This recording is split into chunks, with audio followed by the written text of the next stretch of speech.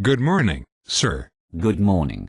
Hair, teeth, and eyeballs. Sir, I have a question for you. Why is morale so low at the 17th Operational Weather Squadron? It was always great under Colonel Brusky. I do not know the answer to that question. I have done everything in my power to be a great leader. I always take care of my people. I know their interests, their spouses and children's names, even their favorite foods. I motivate them to be better service members each and every day. With all due respect, sir, you don't even know how to cut your hair within regs. You are the opposite of a good leader. Because of you, each member of the 17th Operational Weather Squadron is on the verge of making Columbine look like a kindergarten play. What do you mean? I mean that you are an arrogant son of a bitch with no regard for the personal feelings of others. You spend more time fingering your own asshole than getting to know your people. I bet if you had the chance, you would throw each of your airmen under the bus to further your own career. No one likes you, no one respects you, and no one wants to talk to you for the rest of your pathetic excuse for a life. But I'm Colonel Tibbets.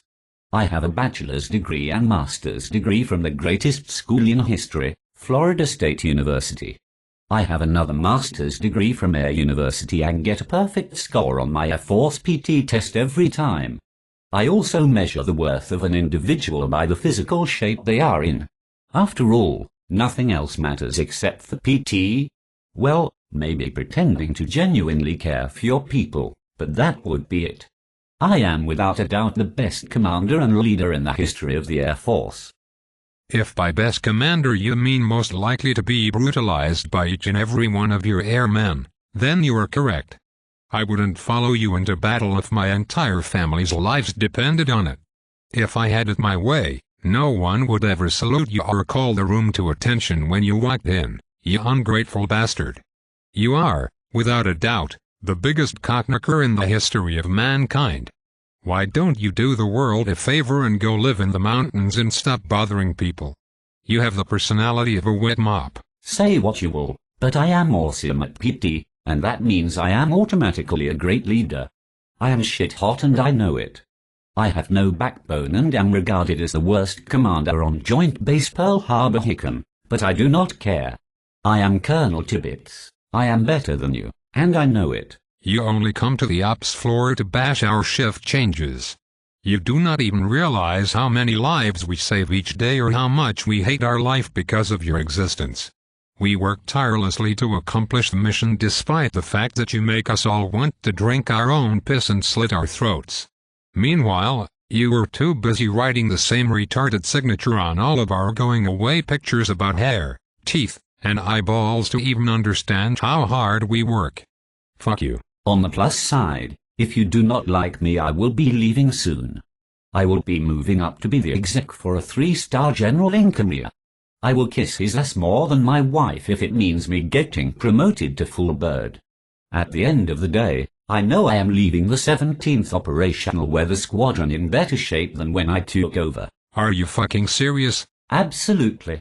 I took away the Panama schedule, implemented the suggestion box that eventually helped lead to my undoing and forced me to go off half-cocked and make everyone come in on their day off for my routine bitch fist, held countless short-notice commanders' calls to obviously improve your professional development while further pissing you off, bashed everyone in the squadron constantly for being bad at their job, made fun of them for sucking at PT, and scolded them for having extramarital affairs, even though I am having one right now.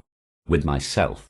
I also created Ace Flight to improve flight weather briefings, only to disband it 6 months later. I never once listened to my flight commanders or flight chiefs because I knew they were wrong and I was right.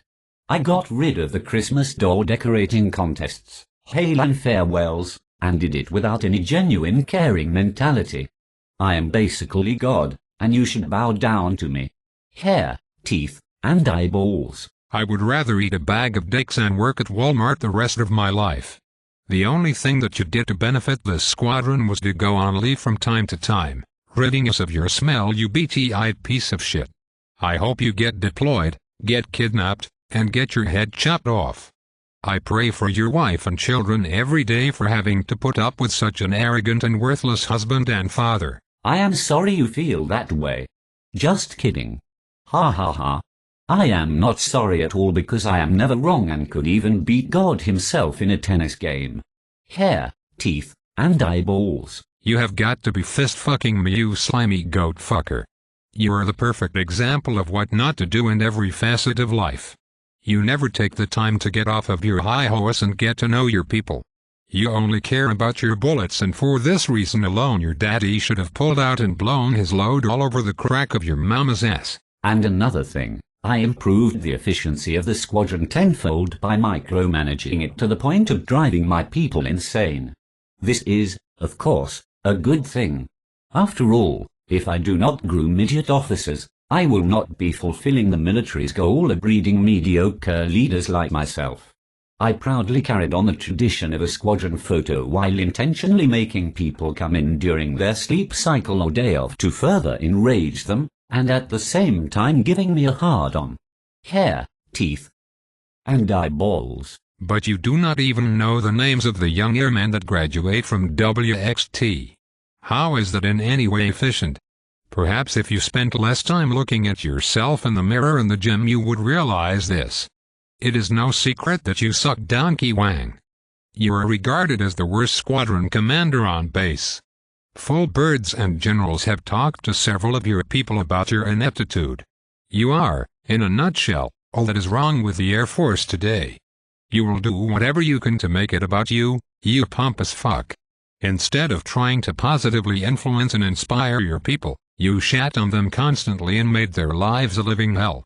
Most of them already have or will separate from the Air Force rather than try another assignment because of your massive fuck-up as commander.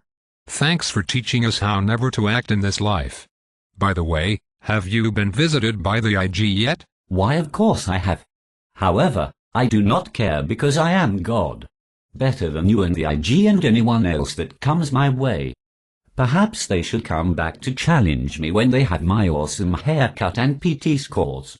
Hair, teeth, and eyeballs. How could you say such an immoral and arrogant thing, you sorry son of a bitch? Because my name is Colonel Tibbets. I am a douchebag. I talk like this because I think I am better than everybody else. And I get perfect scores on my Air Force PT tests.